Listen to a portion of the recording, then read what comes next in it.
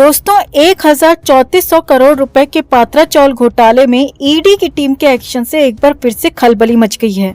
ED की team ने मुंबई में कई जगहों पर अचानक से छापेमारी कर दी है। ताबड़तोड़ छापेमारी से आरोपी सख्ते में हैं, क्योंकि ईडी इस केस के ज्यादातर आरोपियों को गिरफ्तार कर चुकी है। तो अब इस रेड के बाद आखिर ईडी किसकी गिरफ्तारी करने की तैयारी में है? जो खबरें आ रही हैं उससे संजय राउत और उनके परिवार को बड़ा झटका लग सकता है, क्योंकि खबरों की माने तो ईडी अब इस मामले में आरोपियों के परिवार के सदस्यों को भी शिकंजे में लेगी, क्योंकि पात्रा चावल में आरोपी के परिवार के कई सदस्य भी इन्वॉल्व पाए गए हैं और वर्षा राउत भी उनमें से एक हैं। तो गिरफ्तारी की तलवार संजय राउत की पत्नी वर्षा राउत पर भी लटक चुकी है। तो वर्षा राउत को गिरफ्तार करने का ईडी का क्या है प्लान, और ईडी की फिर से छापेमारी की खबरों से जेल में बंद संजय राउत की क्यों बिगड़ गई हालत, आपको बताते हैं सब। आप भी वीडियो को लाइक और शेयर कर अपना प्यार और सपोर्ट दिखाएं और कमेंट करके अपनी बात अपनी राय जरूर रखें। चैनल को सब्सक्राइब कर चैनल के साथ जुड़कर हमारी आवाज बने। तो जिन लोगों को लग रहा है कि संजय राउत की गिरफ्तारी के बाद ईडी की टीम शांत बैठ गई है या ईडी ने अब कार्रवाई करना बंद कर दिया है, तो ये बिल्कुल गलत है, क्योंकि ईडी की टीम अब एक बार फिर से एक्शन मोड में आ चुकी है। 31 जुलाई को हुई संजय राउत की गिरफ्तारी के बाद ईडी ने अब पात्रा चावल घोटाले में फिर से जांच शुरू कर दी है और अब ईडी ने मुख्य आरोपियों को सपोर्ट करने वाले अपराध में शामिल परिवार के सदस्यों पर शिकंजा कसना शुरू कर दिया है। तो इसी कड़ी में ईडी की टीम ने 17 अगस्त को एक बार फिर अचानक छापेमारी शुरू कर दी। ईडी की टीम मुंबई में अलग अलग इलाकों में अचानक छापेमारी के लिए पहुंच गई और सबसे बड़ी बात यह है कि ये सभी छापेमारी आरोपियों के अलग अलग ठिकानों पर हुई है, जिनमें संजय राउत का नाम भी सामने आ रहा है। अब ईडी इस केस में पहले ही प्रवीण राउत, राकेश कुमार वधावन, सारण कुमार वधावन और संजय राउत को गिरफ्तार कर चुकी है। इस केस में सुजीत पाटकर के बयान को ईडी ने गवाह के रूप में शामिल किया है। अब सबसे बड़ी बात यह है कि अगर ईडी 1434 करोड़ के इस घोटाले के सभी मुख्य चारों आरोपियों को गिरफ्तार कर चुकी है, तो भला अब फिर से छापेमारी का मकसद क्या है? तो ईडी दफ्तर के अंदर से आ रही खबरों की माने तो ईडी के सामने जांच में आया है कि प्रवीण राउत की पत्नी माधुरी राउत और संजय राउत की पत्नी वर्षा राउत ये भी पात्रा चावल घोटाले में अहम किरदार हैं। इन दोनों के ही अकाउंट्स के जरिए करोड़ों रुपए का हेरफेर किया गया था और इन्हीं अपराध के पैसों से अलग अलग जगहों पर प्रॉपर्टी खरीदी गई थी। ईडी पहले भी साफ कर चुकी है कि आरोपियों के परिवार के सदस्य घोटाले से अनजान नहीं थे, उन्हें सारी जानकारी थी और सोची समझी साजिश के ये सब भी हिस्सेदार थे। तो माना जा रहा है कि इसीलिए अब ईडी मुख्य आरोपियों के परिवार को भी गिरफ्तार कर सकती है, जिसमें माधुरी राउत और वर्षा राउत का नाम सबसे ऊपर है। वैसे आपको बता दें दोस्तों कि ईडी की टीम वर्षा राउत से इसी घोटाले के सिलसिले में 2 बार इंट्रोगेशन कर चुकी है, एक बार दिसंबर 2021 में और दूसरी बार संजय राउत की गिरफ्तारी के बाद अगस्त 2022 में, और दोनों ही बार ईडी की तरफ से वर्षा राउत को किसी भी तरह की क्लीन चिट नहीं दी गई, यानी कि वर्षा राउत ईडी के रडार पर हैं। वहीं ईडी की टीम ने माधुरी राउत को कभी भी पूछताछ के लिए नहीं बुलाया। तो सूत्रों की माने तो ईडी की छापेमारी का मकसद वर्षा राउत की गिरफ्तारी के लिए पर्याप्त साक्ष्य जुटाना है, और अगर ईडी को पर्याप्त सबूत मिल गए तो ईडी की टीम बिना वक्त गवाए संजय राउत की पत्नी वर्षा राउत को भी अरेस्ट कर सकती है। अब इधर इन खबरों से वैसे ही मुंबई में खलबली मची हुई है।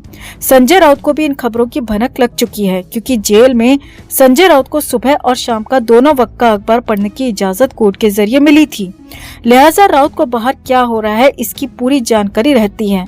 अब सामने आया है कि जैसे ही संजय राउत ने 17 अगस्त का शाम का अखबार पढ़ा तो उसके बाद संजय राउत की सेहत अचानक से बिगड़ गई।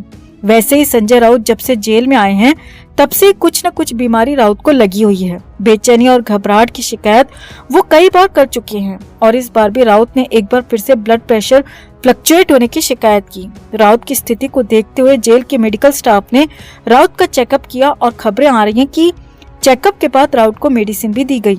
सामने आया कि संजय राउत को पहले एंजाइटी हुई और फिर बीपी अचानक फ्लक्चुएट हुआ, जिसकी वजह से उनके सिर में तेज दर्द भी हुआ।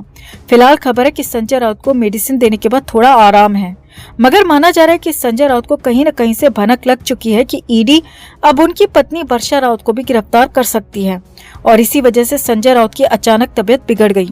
तो आपको क्या लगता है दोस्तों, ईडी की टीम को वर्षा राउत को भी अरेस्ट करना चाहिए? क्योंकि 6072 गरीब परिवारों से ठगा गया पैसा वर्षा राउत के अकाउंट में भी आया था और उस पैसे से अलीबाग में जमीनें भी खरीदी गई थीं। तो गिरफ्तारी वर्षा राउत की भी होनी ही चाहिए। क्या आप हमारी बात से सहमत हैं? कमेंट में आप भी अपनी बात, अपनी राय जरूर रखें और वीडियो को लाइक और शेयर कर अपना प्यार और सपोर्ट भी जरूर दिखाएं। तो संजय राउत को लेकर लगातार अपडेट्स आ रहे हैं। आर्थर रोड जेल से लगातार खबरें आ रही हैं। राउत बड़ी मुश्किल में फंसे हुए हैं। जेल से निकलना हाल फिलहाल उनके लिए लगभग नामुमकिन दिख रहा है और ऊपर से उनकी बिगड़ती सेहत उन्हें ज्यादा बीमार बना सकती है और उनके लिए आगे और ज्यादा मुश्किलें खड़ी हो सकती हैं। लेकिन इन सब के बाद भी जेल के अंदर संजय राउत के टेंट्रम्स खत्म नहीं हो रहे हैं। जी हाँ, ऐसा ही कुछ कहा जा रहा है। अब हर रोज कुछ न कुछ नया विवाद सामने आ रहा है, हर रोज कुछ न कुछ नया मामला सामने आ ही जा रहा है। और इस बार तो जेल के अंदर से जो खबर आई है वो बेहद ही हैरान करने वाली खबर है, क्योंकि राउत पर जेल के अंदर भी एक्शन हो गया। जी हाँ, जेल के बाहर तो एक्शन हो ही रहा था और यहाँ बड़बोले संजय राउत के साथ जेल में खेल हो गया। राउत की लंका लग गई। तो पूरा मामला आप देखिए और समझिए कि आखिर जेल के अंदर हुआ क्या।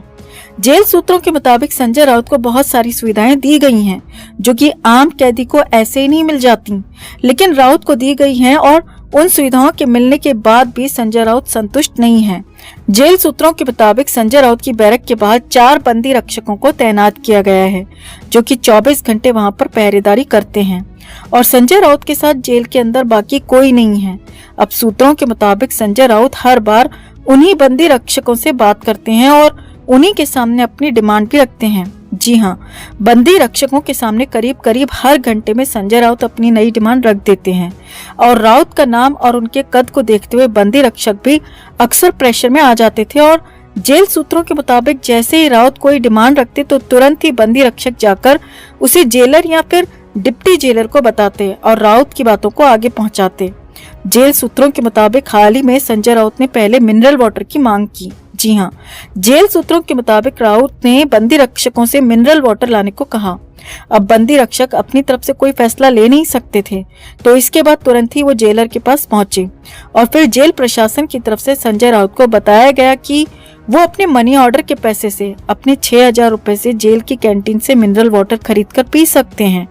जेल के अंदर उन्हें सामान्य पानी ही पीना होगा, जो कि बाकी कैदी पीते हैं, और उन्हें जेल प्रशासन की तरफ से मिनरल वाटर नहीं मिल सकता।